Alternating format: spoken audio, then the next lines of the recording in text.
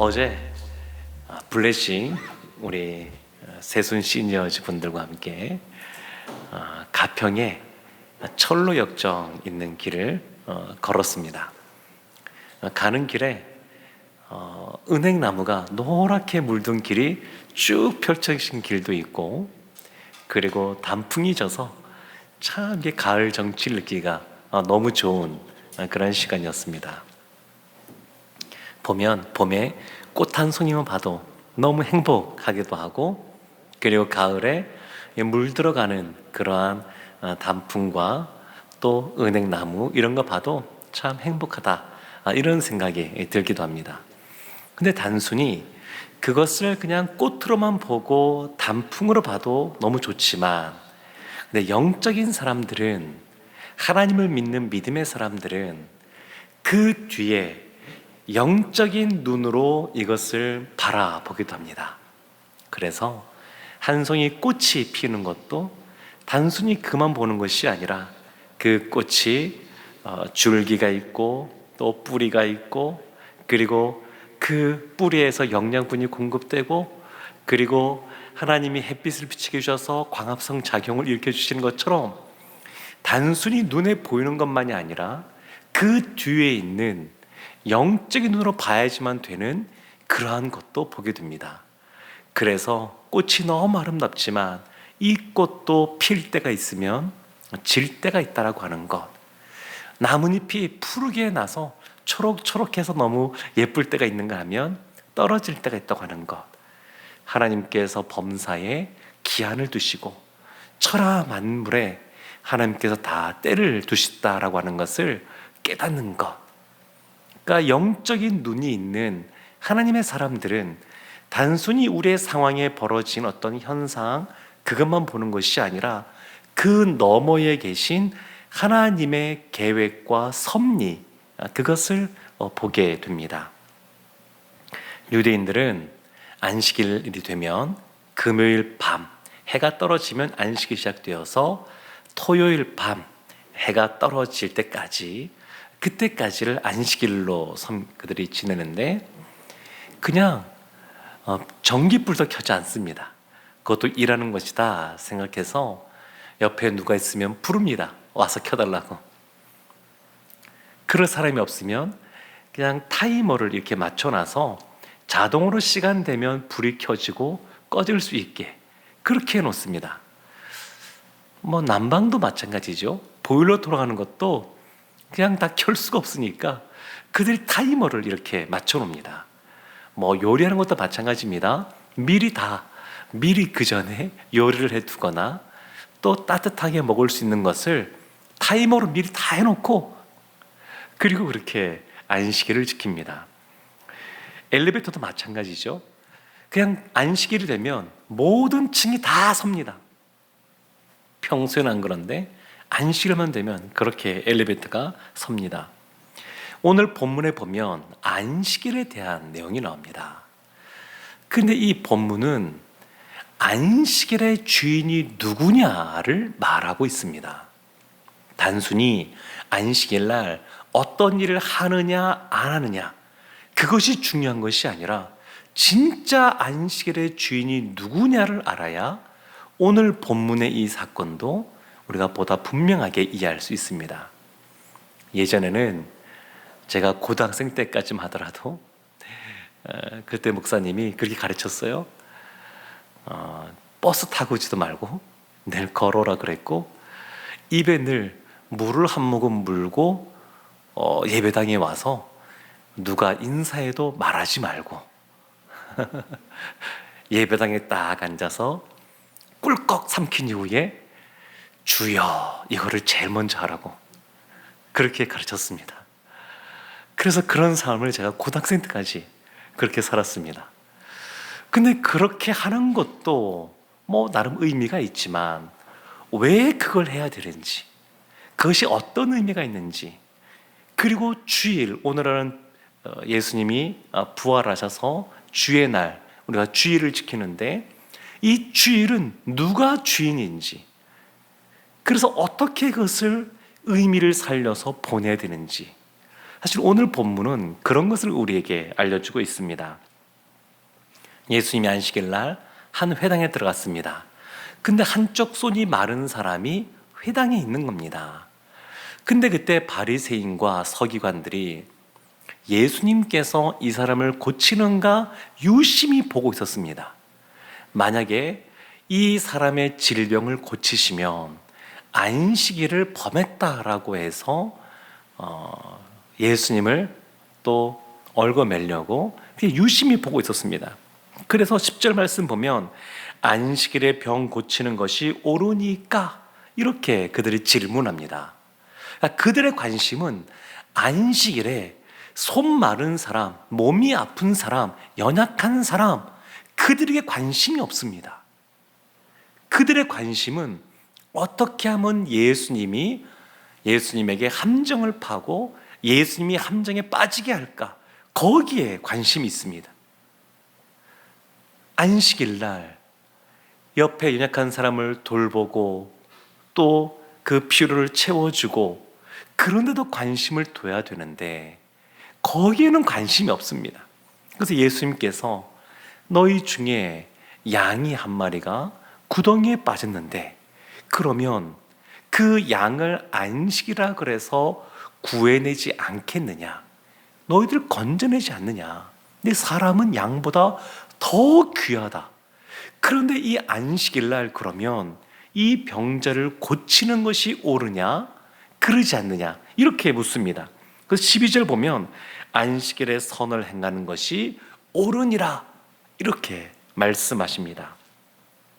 예수님은 율법 그러면 그 율법은 뭐뭐 하지 마라 이런 것들이 많습니다. 뭐뭐 하지 마라.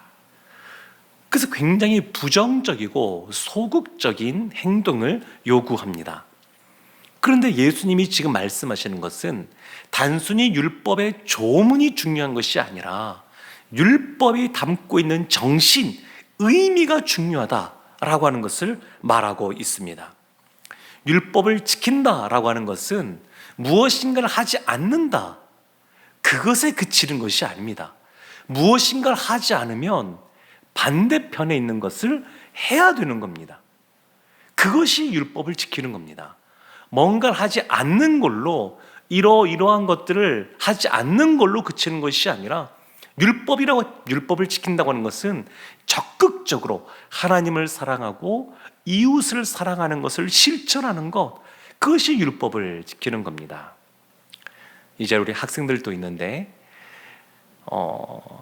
자녀가 학생이신 분들, 또 자녀가 그때 학생이었던 시절을 보낸 분들 생각해 보면 이런 말을 하신 적이 있을지도 모르겠습니다. 이제 시험도 얼마 안 남았는데 게임 좀 그만해라 이렇게 말을 하면 그 말은 게임을 하지 말고 영상을 보라는 말입니까? 그게 아니라 공부하라는 겁니다. 공부하라는 것. 율법이 그와 같은 겁니다. 이걸 하지 말라는 것이 아니라 이걸 안 하고 이걸 하라는 겁니다. 이걸 하라는 거. 시험 기간이어서 학생인 자녀가 나는 밤을 새워서 공부할 겁니다. 이렇게 각오를 밝힙니다. 그리고 책상에 앉아서 하려고 보니까 책상 정리가 하나도 안 돼 있습니다. 그래서 책상 정리합니다. 막 하다 보니까 10시가 넘고 막 11시까지 됩니다. 그러면 배가 고프지 않겠습니까? 그러면 라면을 끓여 먹습니다. 라면을 먹으니까 졸립지 않습니까? 그러면 책상에서 꾸벅꾸벅 줍니다. 그러다가 새벽 4시까지 버티다가 새벽 4시에 침대에 누워서 잤습니다. 그러면 밤을 새워서 공부를 한 겁니까? 그게? 그러니까 율법이라는 것이 그런 겁니다. 무엇인가를 하지 않은 것, 이것이 중요한 것이 아니라 그 율법의 정신에 맞게 그것을 실천하는 것, 적극적인 겁니다. 그래서 율법은 단순히 어떤 소극적이고 부정적인 것이 아니라 적극적으로 그것을 행하는 것, 그런 것이 율법입니다. 오늘 제목이 인생을 복되게 하는 환난인데 사실 환난도 율법과 마찬가지입니다.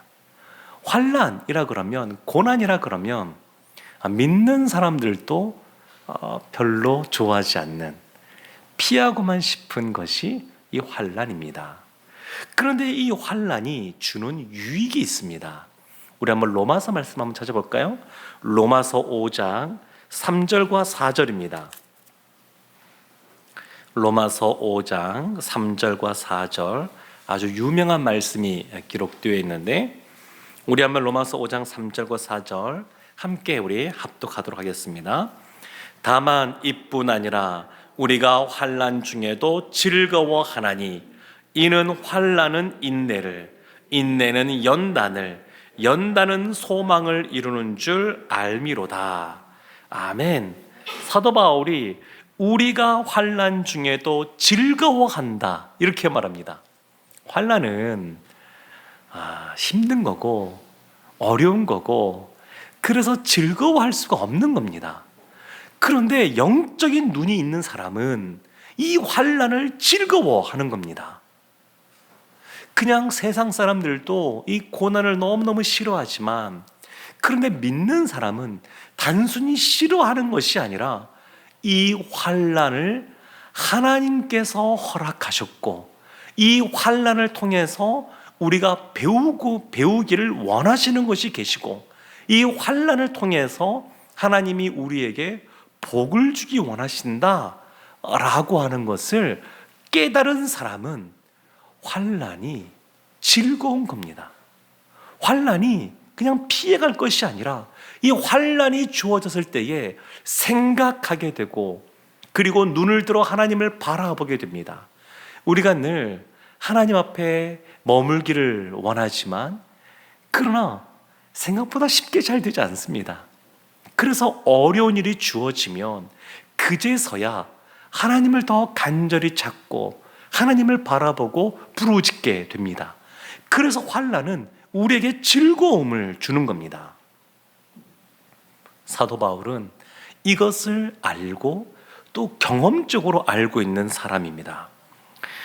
4절 끝에 보면 왜 환난 중에도 즐거워하냐면 소망을 이룬다 이렇게 말합니다.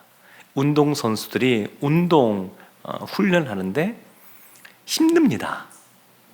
숨이 헉헉 막힙니다. 그럼에도 불구하고 운동선수들이 운동을 포기하지 않고 열심히 훈련하는 것은 그 이후에 경기에서 좋은 성적을 낼 것을 기대하기에 그 힘든 훈련을 참는 겁니다. 지금 가을 야구가 진행되고 있는데 그 야구도 보면 상반기에 너무 잘하던 팀도 그런 선수도 동계 훈련을 잘 받지 않으면 하반기가 되면 체력도 떨어지고 집중력도 떨어지고 그래서 결국 가을 야구에서 좋은 성적을 거둘 수가 없습니다. 그러니까 누가 이 가을 야구에 좋은 성적을 거두느냐? 동계 훈련을 잘 받은 사람, 그런 팀이 그 같은 좋은 성적을 거두게 됩니다. 러시아의 대문호인 도스토옙스키도 아주 대작들을 썼는데 그가 그와 같은 인생관을 갖고 그리고 소설에 대한 구성을 한 곳은 그가 시베리아 수용소에 있을 때입니다. 그 수용소에서 춥고 힘들고 어려운 시간을 보냈는데 그 시간이 그로 하여금 아주 대단한 그러한 작품을 만들 수 있는, 쓸 수 있는 그러한 사람으로 만들었습니다. 어제 우리 블레싱 세순 시니어즈들과 함께 그 철로 역전기를 걸었는데 그 철로 역정을 쓴 사람이 존 버년입니다. 이 존 버년이 감옥에서 12년 동안 갇혀 있을 때에, 투옥돼 있을 때에 그때 쓴 소설이 철로 역정입니다. 그 안에서 말씀을 보고 말씀을 묵상하고 그러면서 인간의 죄에 대해서 그리고 신자의 성화에 대해서 깊이 있게 묵상하고 깨달은 겁니다. 그것을 소설로 썼습니다. 멸망의 도시에 살던 크리스천이라고 하는 한 사람, 그 사람이 성경 말씀을 통해서 본인이 죄인 것을 알고 전도자의 도움과 여러 돕는 사람들을 통하여 인생의 여정을 쭉 가게 됩니다.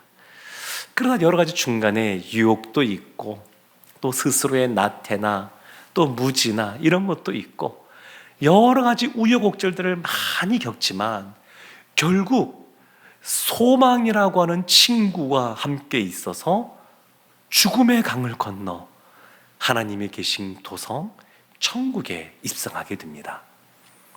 소망이 있으니까 그 어려운 문제들을 다 이겨내는 겁니다. 결국 그 소망 때문에 그 힘든 시간들을 잘 견딘 겁니다.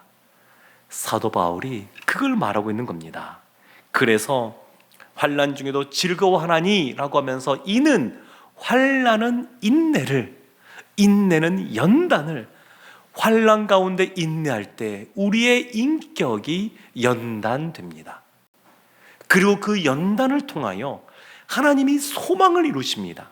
그래서 환난이라고 하는 것은 단순히 우리에게 어려움만 주는, 우리가 피해야만 되는 것이 아니라 시험이라는 걸 통해서 학생들이 실력이 성장하는 것처럼 이 환난을 통해서 우리가 예수 그리스도를 닮아가게 됩니다. 천국은 하나님이 계신 곳입니다. 하나님의 자녀인 이신칭의 믿음으로써 의롭다라고 하는 은혜를 얻은 사람들이 그 하나님 나라 가게 되는데, 자녀는 그 부모, 아빠와 엄마의 모습을 닮은 것처럼 이 땅에서 신자로서 살아가는 사람들도 하나님의 자녀는 시간이 지나갈수록 예수 그리스도를 닮아가는 겁니다. 이것을 신학적인 용어로 성화라고 말합니다. 사랑하는 성도 여러분, 다윗은 시편 23편에서 참 그의 지난 삶을 참 많이 깊이 있게 자신의 삶을 잘 드러내고 있습니다. 그냥 보면 그냥 목가적인 이미지로 그냥 가볍게 볼 것 같지만, 그러나 그 내용 하나하나 보면 굉장히 깊이가 있습니다. 그 4절에 내가 사망의 음침한 골짜기를 지날지라도 해를 두려워하지 않을 것은 주께서 나와 함께 하심이라, 이렇게 고백합니다. 그런데 이것은 어렵고 힘든 사망의 음침한 골짜기를 지나온 사람이 고백하는 겁니다. 그래서 깊이가 있고 오늘 우리에게 여전히 감동을 주는 그러한 그 말씀으로 남아 있습니다. 사랑하는 성도 여러분, 율법의 조문이 중요한 것이 아니라 하나님이 그것을 주시는 것은 우리를 심판하기 위해서 주신 것이 아니고 하나님을 더 사랑하고 이웃을 더 적극적으로 사랑하라고 그 율법을 주셨습니다. 마찬가지로 하나님이 사랑하는 사람에게는 환난을 주십니다. 이번 주일이, 돌아오는 주일이 종교개혁 기념 주일인데, 루터가 늘 강조했던 것이 뭐냐면 십자가 신학입니다. 십자가 신학. 하나님이 사랑하는 사람에게는 반드시 십자가를 준다는 겁니다. 믿지 않는 사람들은 하나님이 그냥 내버려 두신 겁니다. 그냥 유기에 두셨습니다. 근데 하나님의 사람은 하나님이 반드시 십자가를 주십니다. 그래서 예수님을 잘 믿는 하나님의 사람임에도 불구하고 왜 어려운 문제들이 있느냐? 하나님이 그것을 통해서 우리가 하나님을 바라보고 의지하고 하나님이 우리의 소망 되십니다 고백할 수 있도록 그와 같은 것을 허락하신 겁니다. 그래서 우리 가운데 시험이 있는 것, 환난이 있는 것, 십자가가 있는 것, 그것은 결국 우리의 인생을 복되게 합니다. 예수 그리스도와 함께 동행하면서 주님이 주시는 능력으로 어떠한 환난 가운데서도 이것이 우리를 유익하게 한다는 것을 알고 주님 안에서 즐거워하고 기뻐하는 우리 모두가 되기를 주님의 이름으로 축원합니다. 아멘.